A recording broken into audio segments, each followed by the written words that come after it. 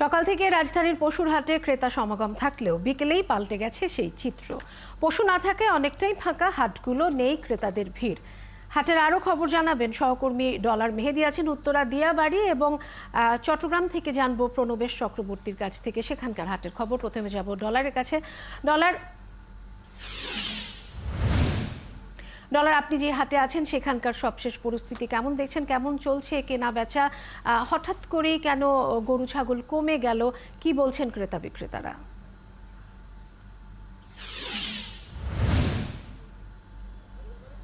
আপনি ঠিকই বলেছেন। আমি এই মুহূর্তে আছি ঢাকার উত্তরা দিয়াবাড়ি কোরবানির পশুর হাট। ঢাকা যে কয়েকটি বড় কোরবানির পশুর হাট রয়েছে, উত্তরা দিয়াবাড়ি কোরবানির পশুর হাট তার মধ্যে অন্যতম।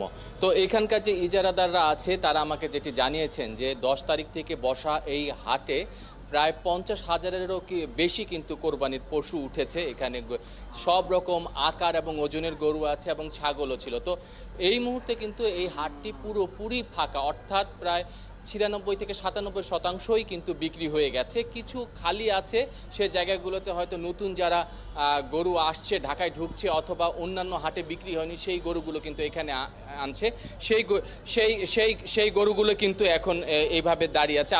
আপনাকে যদি আমি একটু দেখাই যে এই পিছনে যে ছোট এবং মাঝারি সাইজের যে গরুগুলো আছে সেগুলো কিন্তু এই কিছুক্ষণ আগে আনা বা 2 বা 3 ঘন্টার মধ্যে আনা, এবং বাকিগুলো কিন্তু আগেই বিক্রি হয়ে গেছে।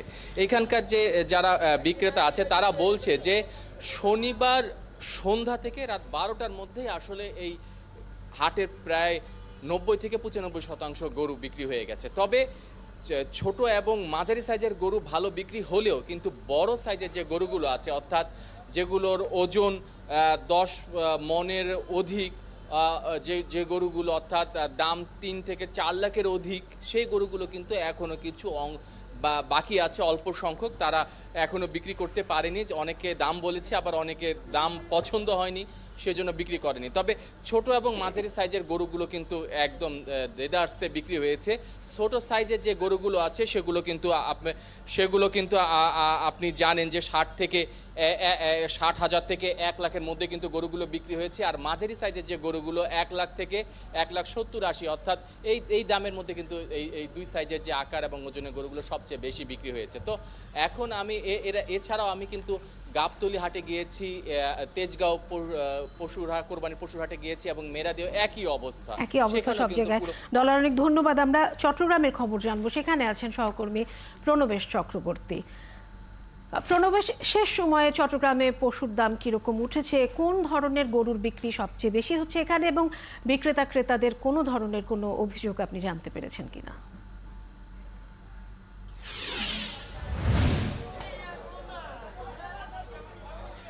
চট্টগ্রামেও অর্থাৎ কোরবানির আগে শেষ রাতের যে পশু বিক্রি সেটি চলছে এই মুহূর্তে। মানে এই সময়ে এসে ক্রেতারা চান কম দামে ভালো গরুটি পেতে, অন্যদিকে বিক্রেতা বা ব্যাপারী তারাও চান যে শেষ মুহূর্তে একটু বেশি লাভের আশায় তারা প্রত্যাশা করেন। তো এখন আমরা এখানে দেখতে পাচ্ছি যে বিভিন্ন অঞ্চল থেকে এখানে গরু আসছে, তবে সাধারণ ক্রেতাদের যেটি চাহিদা সেটি হচ্ছে মাঝারি মানের গরু এবং দেশি জাতের গরু, সেটার প্রতি মানুষের চাহিদাটা অনেক বেশি। আর ক্রেতারা যেটা বলছেন, খুব বেশিও দাম চাওয়া হচ্ছে না, আবার খুব কমও না। অর্থাৎ মানুষ যে টাকার মধ্যে তাদের নিজস্ব যে আয়ের সাথে সঙ্গতি রেখেই পাওয়া যাচ্ছে বলে মনে করছেন। তো আমি একটু এখানে যারা ক্রেতা আছেন তাদের থেকেও জানতে চাইবো গরুর দাম কেমন, আসলে তারা যে বাজেট করে আসছেন সেই বাজেটে তারা পাচ্ছেন কিনা। আমি একজন ক্রেতার সাথে প্রথমে কথা বলতে চাই। আপনি যে বাজেট করে আসছেন, আপনার বাজেট কত, সেই অনুযায়ী আপনি এখানে গরু দেখতে পাচ্ছেন কিনা? আসসালামু আলাইকুম ওয়া রাহমাতুল্লাহি ওয়া বারাকাতুহু। দেশবাসীকে ঈদুল আজহা মুবারক। আলহামদুলিল্লাহ, আমরা বাণিজ্যিক রাজধানী বিবির হাট চট্টগ্রামে এসেছি গরু কেনার জন্য, কোরবানির গরু কেনার জন্য। আমাদের বর্তমান ইনকাম অনুযায়ী আমাদের বাজার যে সমস্যা সেটা হচ্ছে আমরা ক্রয় ক্ষমতার বাইরে। এরপরেও আপনি কত টাকা বাজেট করেছেন, আপনি পাচ্ছেন কিনা? আচ্ছা, আমার বাজেট ছিল 70, এখন আমি 1 লক্ষ বাজেট করেও কিন্তু আমার ক্রয় ক্ষমতার ভেতর পাচ্ছি না। ঠিক আছে, আমি একজন ব্যাপারীর কাছে যেতে চাই। আপনারা যে গরুর দাম এটা কত চাইছেন? কোনটা? এটা চারা আমার না তো।